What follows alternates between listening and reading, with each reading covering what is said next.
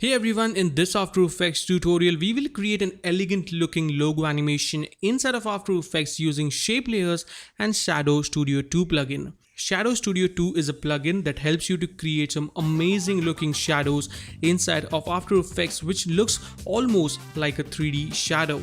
Now the best part about this plugin is it's GPU accelerated, so it's super fast for render times, very optimized, and it offers 32 bpc of color precision and much more. I am Nikhil from jokemotions.com, and without any further ado, let's jump into the tutorial and get started.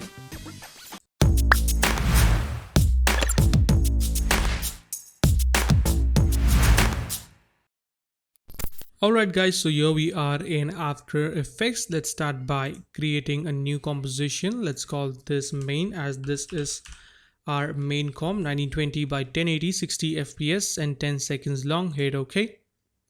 Let's hit Ctrl Y to create a new solid. Call this BG for background, and here I have my color codes that I will be using for this tutorial, which I'll mention in the description below. So for the background, I'm going to use this colors. Hit OK. There we go. Then let's select the ellipse tool from the shape layer section and double click to apply that up. For the shape layer, I will be using a different color. So I can just go right over here, hit Ctrl V to apply that up. Now, as you can see, we don't have a perfect circle. So to fix this, we can go into ellipse 1, ellipse path 1, and hold Alt and click on this link icon. So basically I'm just going to double click. So it's going to give me a perfect circle just like so. Now, before we jump into the complete animation, I want to give you guys a quick overview of the plugin that I will be using for this tutorial. So it's going to basically add some very nice shadow to our design. So let's select the layer. I'll call this base underscore 01. Okay, go into effects and presets and type in shadow. Let's drag and drop it onto our layer, and right off the bat, it's going to create a nice shadow. Now, obviously it's a bit too intense, so you can just simply change the color just by that. Or you can also bring down the start opacity and the end opacity, depending on the look you want to go for. So I can keep it maybe around 10, and it's going to give us a very nice and elegant shadow. But shadows usually have a nice color. They're not completely black. So that is the one thing that you need to keep in mind, that shadows do have a little bit of color. Just like that. So you can see we get some very nice and elegant shadow. Now there are a number of different properties that you can play around with. So you can change the angle of the shadow basically, to keep it in the desired position.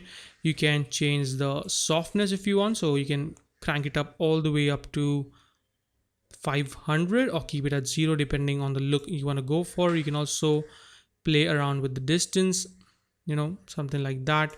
You can go into the quality section and you can increase or decrease the samples depending if you're getting any kind of color bendings. As you can see, we don't get any color bendings as of now, but I bring this down, it's gonna bring down the sample. So I'm going to leave it at 36. You can change the resolution if you want to keep it at draft. If you're working on a heavy project, you can keep it at draft or low or extreme if you want to, but moderate works pretty good for this project. And then we also get easing options, so if you want to change that into an ease out shadow, but ease in works good for this. Then we also get a compositing option. So if you want to bring down the source opacity, the source that we have, you can bring that down, or you can also offset the shadow if you want to. So pretty simple and easy to use and looks very, very nice. So for now, I'm just going to delete it, and let's actually first animate our shapes. So the first thing that I'm going to do is change the size of this ellipse that we have. So let's set this to 1100. Same, I'm going to set this for the stroke size as well. And now we need to animate this. So to do that, I'm going to click right over here and add a trim path. Go into trim path, and then we can animate the end property just like so. Pretty simple. So let's set this to 0 and set the offset to -180. create a keyframe on the end and the offset go to 2 seconds. You can hit page down to jump one frame for backward in time. You can hit page up to jump one frame backward in time and set the end property all the way up to 100 and the offset to 0. So basically we have a pretty nice and simple animation. Now to make it look even more interesting, what I am going to do is select the keyframes, hit F9 and go into the graph editor, right click and select edit speed graph, and I'm going to try to create a peak into the center. Now you can use a free script, that is, I think, Animation Composer's keyframe wingman. If you want, it makes it easier to navigate the graph editor and make the changes, but let's do this manually for this tutorial. So as you can see, we have a very nice animation. So that is that. Now let's jump on to the second step, that is creating the base 2. So to do that, I'm gonna create a new composition called this base underscore 2. You can of course call it anything that you want. Hit OK. Let's copy this base 1 that we have, Control C, go right here, Control V. So basically we have the same animation, but now I'm gonna hit U. And let's actually hit U 2 times to reveal the size property and set the size to 800. And let's bring down the stroke to, let's go with 500 or something. Maybe I'll set this to 550, a bit more. Yeah, that looks much better. So right now we have this very nice and simple animation. Now what I can do is let's jump to 2 seconds. Hit S to bring down the scale properties, create a keyframe, hit U so we can see all the keyframes. Let's go to 3 second and 30 frames and scale this down to 50%. Alright, so we have a pretty simple animation just like that. But now I'm gonna select the text tool and type in plus, so hit shift and plus, there we go. Let's align this into the center and there we go. Let's select it, hit R and make sure the anchor point is in the center, so you can hold Control and double click on the pan behind tool. So it's going to move the anchor point into the center just like that. And let's rotate this by 45%. And then what I'm going to do is change the track matte of the base 1 to alpha inverted. So we get this really interesting look. Now if you don't see this track matte option, you can hit F4 on the keyboard. That should make it visible. Now let's animate the plus that we will be using as an X. So I'm gonna hit S, create a keyframe and set this to 0.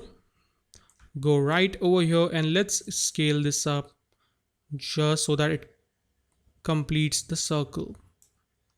So now we have this very nice and simple animation. Now I can select this keyframes and this ones, hit F9 to easy ease them, go into the graph editor and let's place the time indicator at the center, which is going to act as a guide so that we can create a perfect peak.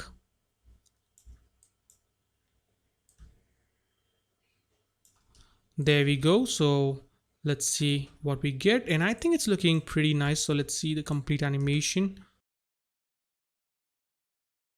Pretty nice. Now let's close this up, go back into our main comp and drag and drop in the base 2 onto top. And now what I'm going to do is let's jump maybe around 5 frames forward and move the base 2 5 frames forward just like so. And we have something like that, but we cannot see anything because we need to add the shadows to our shapes. So let's select the base 2, double click on the shadow studio 2, and there we go. There we have added the shadow, but at the moment it doesn't look the way we want. So the first thing that we will do is change the shadow type from normal to radial. And then I can change the color of the shadow. So for the color, again, I have a color code which I will be using. There we go. Let's bring down the opacity start to 3% and we don't want any opacity end, so I'm going to bring that down to 0. So we get this very nice and elegant shadow, as you can see, onto our shape, which looks very, very nice. But the shape is getting blended with the background right over here in this section. So to fix this, I'm going to go into the base 2, select the base layer, right click, and let's add a layer style of bevel and emboss. Let's go into the bevel and emboss settings, and I'll change the, let's keep the highlight color to white all the way up to 100%, and let's change the shadow mode to a diffused, kind of a bluish white color, and keep it at 75 should be good, and everything else looks pretty good. Let's go back into our main comp, and now you can see we have a little bit of highlight into our shape, and that is what I am going for. So as you can see, we get this really nice look, and as the shape comes, it looks super awesome. Yep, that is looking great. Maybe I'll change the base color to a different white so that it doesn't blend in that much. So I can go right here and let's make it a bit darker. So as you can see, and then basically what I can do is simply select the Shadow Studio 2, hit Ctrl C to copy it and paste it on the base as well. So right now you can see we get this very interesting animation.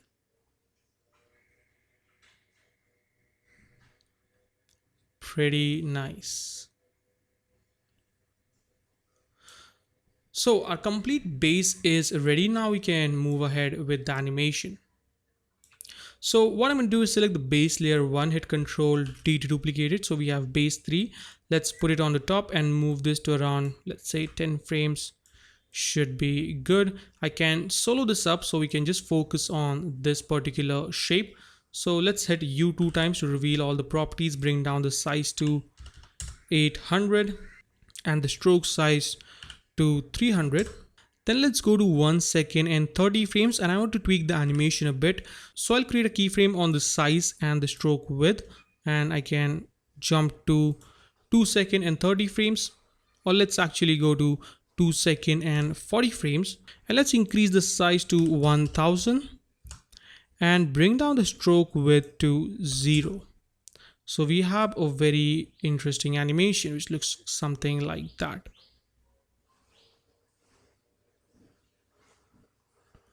Maybe I'll increase this to 1100.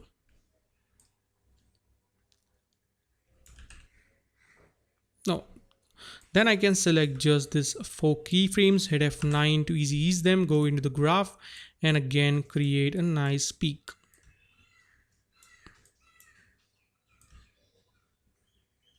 There we go. So now we have this really nice animation, as you can see.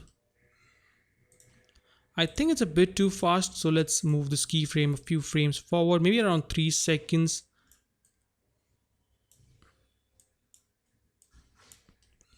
And let's see the preview.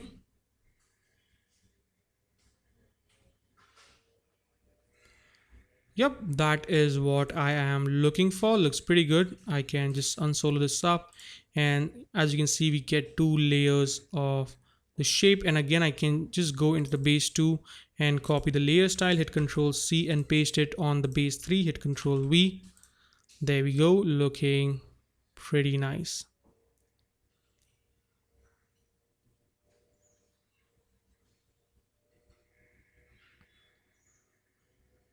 Okay, so that is looking pretty great. Let's create one more copy. So hit Ctrl D. So now we have base 4. I'm gonna again move this to around 1 second and 15 frames. Just like that. Let's select the base 4, solo this up so we can just work on this particular layer. I'm gonna hit U, and I'm gonna get rid of the stroke width. Let's set this to 100.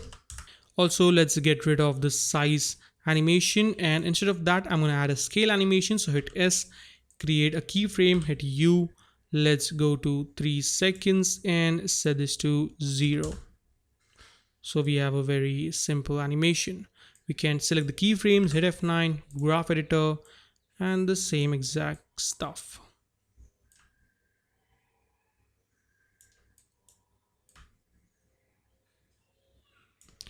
There we go. So we have a nice animation. So let's check out our animation so far. So I'm going to preview this really quick. And as you can see, this is looking very, very nice. Really enjoyed the complete look that we are getting. Pretty nice. Now let's create our logo animation section. So to do that, I'm going to create a new comp. Let's call this logo animation. I'm going to hit OK. Let's go into the ellipse, and we can actually copy this ellipse from right over here.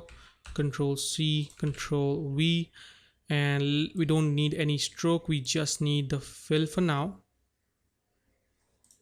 I'm gonna hit OK. Let's copy the color code that we want. And let's also hide the plugin for now. And let's add the color that we want. There we go. And we don't need any kind of animation for now. So I'm going to delete the trim path as well. Hit U so we can see if we get any animation. So yeah, that is what I'm going for. Let's hit U 2 times to bring down the ellipse path properties and set the size to 500. And then select the text, and I'm going to use just an alphabet S as a logo. You can of course use any logo that you want.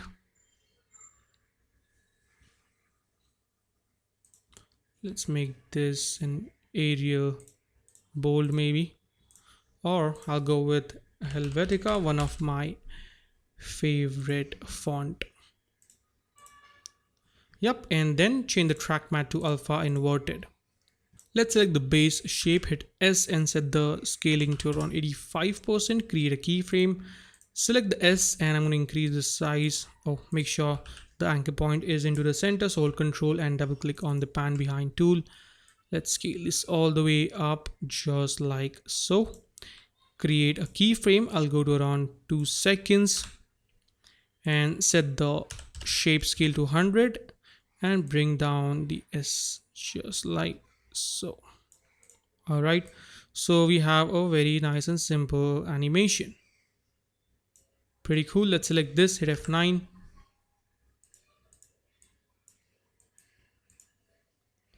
Go into the graph editor, and this time I'm going to move this a bit to the left. So we have something like this. Pretty nice. So now I can go back into our main comp, drag and drop in the logo animation composition. Let's pull this back in time. So I'm going to arrange this somewhere around, let's see.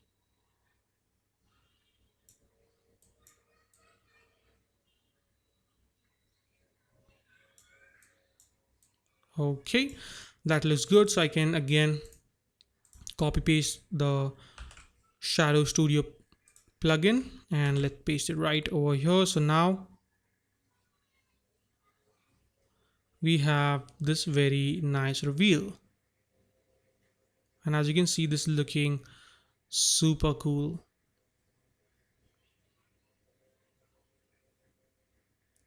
Pretty nice. And finally I can add in the name. Let's bring down the size, set this to -20, align it into the center. Let's make this a bit more smaller, like 60 should be good. Yep, and for the color I'll keep it a nice blue color.